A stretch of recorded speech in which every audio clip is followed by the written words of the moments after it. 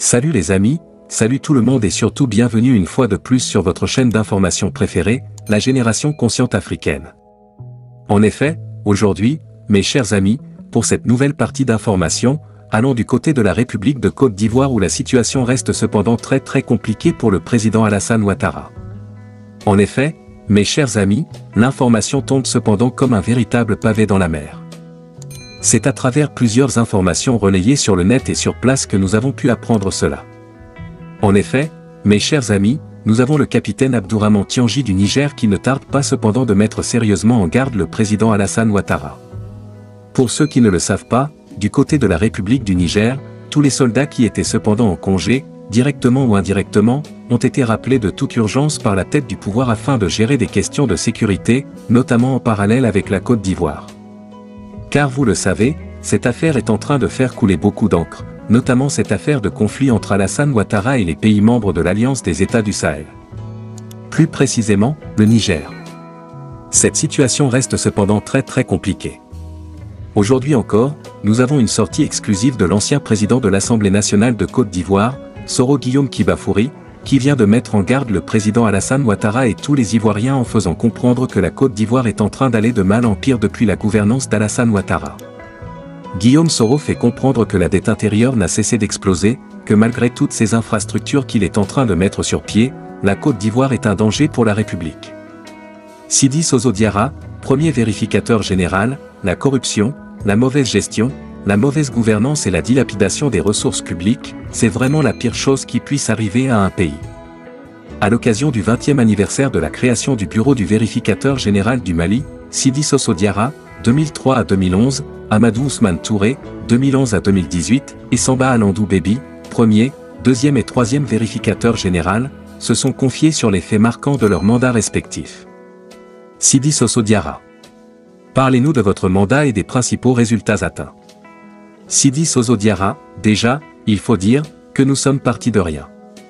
Le jour où j'ai été désigné, le bureau du vérificateur général n'existait pas, on n'avait pas de bureau et aucun effectif n'existait en termes de personnel. Durant mon mandat, il y a 3 domaines principaux qu'il a fallu couvrir. D'abord, c'est l'organisation de l'environnement de travail, trouver les locaux, les équiper et avoir toute la logistique nécessaire, recruter du personnel qualifié, mettre en place un environnement informatique et la communication. À la fin de mon mandat, on avait un effectif de 100 personnes avec 44% dédiés au personnel de vérification et 56% au personnel d'appui. On a pu construire un siège et acquérir un outil informatique et de communication efficace. Au cours de votre mandat, quelles étaient les difficultés de départ? Lesquelles ont été résolues? On en a eu beaucoup. Il faut dire que de façon générale, quelqu'un qui vient pour contrôler n'est jamais accueilli à bras ouverts. Avec l'administration en particulier, nous avons eu pas mal de problèmes. Déjà, en tant qu'autorité administrative indépendante, il a fallu affirmer notre autonomie en matière de gestion financière et de gestion des missions. Ça a été une longue bataille avec l'administration. Ensuite, il y a eu à l'époque un blocage de la part, notamment de la Direction Générale des Impôts, de la Direction Générale des Douanes et aussi avec des organismes comme BIVAC qui devaient contrôler les importations de marchandises. Vous savez, avec l'évolution, l'environnement du contrôle a changé. Autrefois, on avait recours aux dossiers sur support papier alors que maintenant on procède à des échantillonnages sur des fichiers. L'accès aux données a été très difficile. Le bureau a pu résoudre le problème. Dans l'application du principe du contradictoire, des problèmes ont surgi. Ce principe veut qu'avant de mettre le résultat des travaux dans un rapport, il faut s'assurer qu'on est bien en phase avec ceux qui sont contrôlés. Il y a un processus à mettre en place pour soumettre les résultats à l'entité contrôlée, lui donner un délai pour produire ses réponses et discuter de ces réponses-là et publier le rapport en tenant compte des points sur lesquels nous sommes d'accord. Ce processus a été très difficile à faire aboutir, car des entités ont cherché à le retarder ou à l'entraver. On nous communiquait des informations bien après le départ des équipes de vérification, souvent après que le rapport soit rédigé. Cet aspect aussi a été réglé. Enfin, par rapport au secteur privé et au paiement de la TVA qui est une source de revenus importante pour l'État, le bureau a voulu faire le point des pertes éventuelles de l'État par an. Les acteurs du secteur privé nous ont accueillis très froidement. Nous avons ouvert un dialogue avec le Conseil national du patronat et la Chambre du commerce du Mali. Au finish, disons que la mission a pu être effectuée en bonne partie.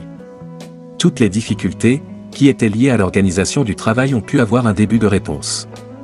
Celles liées aux questions de principe comme l'opposition du secteur privé à un contrôle du bureau sur des activités en lien avec les ressources publiques prennent du temps pour leur résolution. Quel regard portez-vous sur la lutte contre la corruption et la délinquance financière au Mali? Que gagnerait le pays en les circonscrivant? Je pense que le travail de sensibilisation doit se poursuivre au niveau de l'enseignement qu'on donne aux enfants. Peut-être que dans le cursus, il faut introduire des modules pour inculquer le respect de la chose publique.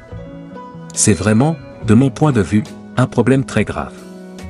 Si vous regardez les potentialités qui existent au Mali aujourd'hui par rapport à la population du pays, normalement, on ne doit pas être classé parmi les pays pauvres.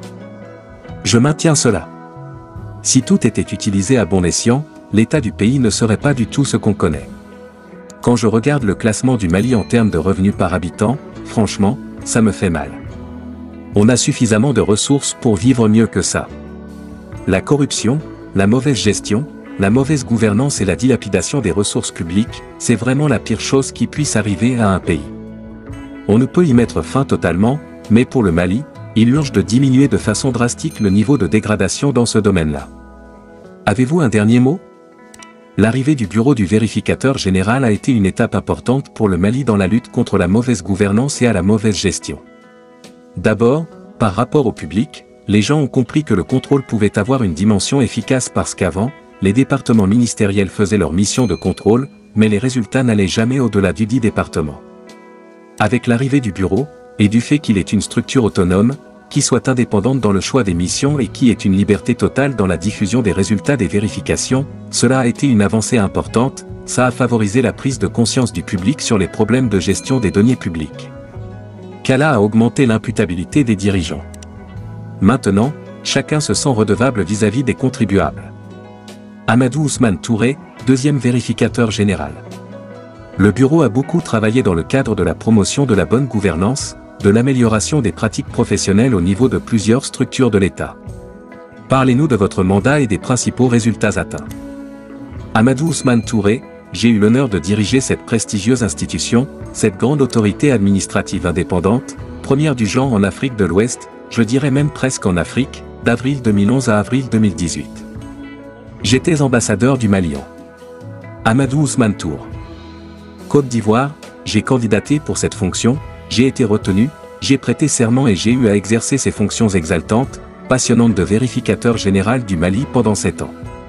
Je dirais simplement que ce parcours a été des difficultés, des échecs, mais aussi des réussites et, souvent, de l'optimisme, de la spontanéité.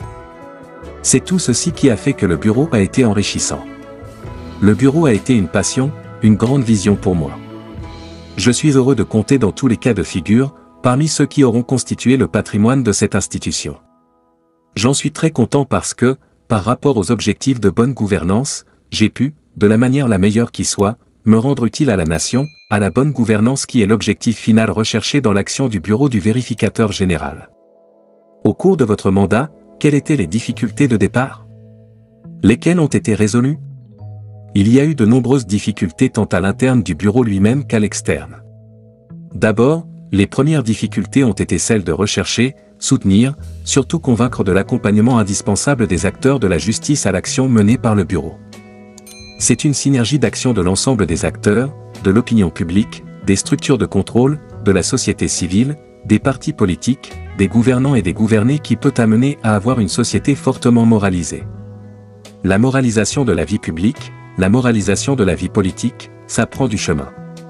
Le bureau est fait pour toutes les compétences et doit avoir à sa tête un homme qui puisse diriger ses compétences. On n'a pas besoin d'un expert comptable, d'un magistrat hors classe, pour diriger ce bureau. C'est un grand groupe, un phalanstère, vraiment un grand phalanstère de compétences qu'il faut mettre ensemble pour aller chercher un résultat. Ça aussi, c'est une difficulté. Mais, aussi, il y a eu des moments de bonheur, des moments de joie quand on sait que par la pédagogie qu'on a su imprimer à notre action les services publics ont compris, ont collaboré, car l'un des buts est que l'entité auditée participe à la vérification afin qu'elle comprenne que cette vérification est faite pour son propre bien-être, que les recommandations qui sont faites sont pour améliorer le rendement, la performance. Ces recommandations sont faites pour un bon usage, un bon emploi des fonds publics afin de plus d'efficacité, d'efficience, d'économie, et à terme, au bien-être général. Quel regard portez-vous sur la lutte contre la corruption et la délinquance financière au Mali? Que gagnerait le pays en les circonscrivant? Je suis loin depuis déjà 6 ans des statistiques. Je n'ai pas de données fiables et sincères pour vous dire qu'il y a une tendance haussière ou une tendance baissière. Cependant, je confirme que c'est une action quotidienne que chacun devrait mener à son propre niveau. Avez-vous un dernier mot? Honnêtement, je trouve que l'initiative, elle est très bonne, elle est très heureuse. D'abord, sur le plan de la communication, il est bon aujourd'hui de fêter, de célébrer ces 20 ans du bureau. Et, si on pouvait, de façon objective, de façon cohérente, de façon honnête intellectuellement, faire une évaluation de l'action du bureau, personnellement, je puis dire que le bureau a beaucoup travaillé dans le cadre de la promotion de la bonne gouvernance, il a beaucoup travaillé dans le cadre de l'amélioration des pratiques professionnelles au niveau de plusieurs structures de l'État. M. Diarra qui m'a précédé a produit plusieurs rapports, j'en ai produit également des centaines, et des centaines sont en train d'être produits. Si nous faisons la synthèse pour évaluer l'impact de ces rapports de vérification au niveau des services publics, j'avoue sincèrement que ça a été bénéfique. Le bureau pour moi a fait un bon travail. Il reste à continuer pour que le travail soit excellent. Samba Alandou Baby, actuel vérificateur général. D'avril 2018, début de mon mandat à ce jour, d'importants résultats ont été atteints, notamment en matière de consolidation des acquis et d'innovation. Parlez-nous de votre mandat et des principaux résultats atteints. Le vérificateur général. Samba Alandou Bab, avant de répondre à votre question, j'aimerais remercier le premier vérificateur général et le deuxième vérificateur général qui ont bien voulu se soumettre à cet exercice. D'avril 2018, début de mon mandat à ce jour, d'importants résultats ont été atteints, notamment en matière de consolidation des acquis et d'innovation. En termes de consolidation des acquis, mon équipe et moi avons pu préserver et renforcer l'organisation du bureau en vue d'avoir une plus grande fluidité dans notre travail, impulser plus de qualité et nous inspirer des bonnes pratiques en matière de vérification, renforcer l'audit interne en l'orientant sur les 2 dimensions de l'assurance et du conseil et améliorer les outils méthodologiques, manuels et guides de vérification. Nous avons aussi pu élargir l'éventail des vérifications et augmenter son nombre annuel, renforcer les rapports avec les autorités judiciaires et la société civile, renforcer et diversifier la coopération avec les partenaires techniques et financiers, et obtenir la relecture de la loi instituant le vérificateur général afin de mieux cadrer nos activités avec les évolutions institutionnelles tout en préservant la spécificité du BVG. Pour ce qui est des innovations les plus importantes, je peux citer l'élaboration d'outils méthodologiques d'évaluation des politiques publiques et la conduite de 4 missions de PP, l'implémentation de nouveaux projets informatiques pour appuyer les fonctions support du bureau, la conduite systématique de missions de vérification de suivi des recommandations en ramenant le délai à 1 an après la vérification initiale, et la relecture du manuel de procédures opérationnelles, administratives, financières et comptables du BVG. Il y a aussi la publication systématique des rapports individuels sur notre site WEB, la transmission systématique des dossiers de faits susceptibles de constituer des infractions à la législation budgétaire et financière à la section des comptes de la Cour suprême, ainsi que les dénonciations des faits susceptibles de constituer des infractions à la loi pénale au procureur de la République chargé des pôles économiques et financiers compétents, l'établissement d'une synergie entre le bureau et les autorités judiciaires impliquant la Direction générale du contentieux de l'État, la signature d'un accord de collaboration avec l'École nationale d'administration publique, ENAP, du Canada et d'un accord de coopération technique avec l'Office de l'auditeur général du Rwanda. Au cours de votre mandat, quelles étaient les difficultés de départ? Lesquelles ont été résolues? Les difficultés les plus importantes ont concerné l'écriture des rapports individuels en tenant compte des impératifs de l'évolution des normes d'audit et de la relecture de la loi instituant le vérificateur général et la publication systématique de tous les rapports individuels de vérification et d'évaluation des politiques publiques sur le site WEB du bureau pour que l'opinion publique en soit informée à temps. Quel regard portez-vous sur la lutte contre la corruption et la délinquance financière au Mali? Que gagnerait le pays en les circonscrivant? La corruption est un fléau social qui gangrène l'économie de notre pays et sclérose son développement. Il faut y engager une lutte implacable et de longue haleine avec le concours de toutes les composantes de la société. Les sommes mises en cause auraient pu contribuer au développement harmonieux et efficace de notre pays. Avez-vous un dernier mot? Je voudrais particulièrement saluer les actions salvatrices engagées par les plus hautes autorités de notre pays dans ce domaine, les remercier pour leur accompagnement constant et multiforme et pour la consécration du BVG comme autorité administrative indépendante de vérification et de contrôle dans la Constitution. Je salue également la synergie d'action entre le Bureau, les autorités judiciaires et la société civile. Je voudrais enfin remercier l'ensemble des PTF qui nous appuient. Je reste convaincu qu'à ce rythme, les efforts feront tache d'huile. Inch'Allah.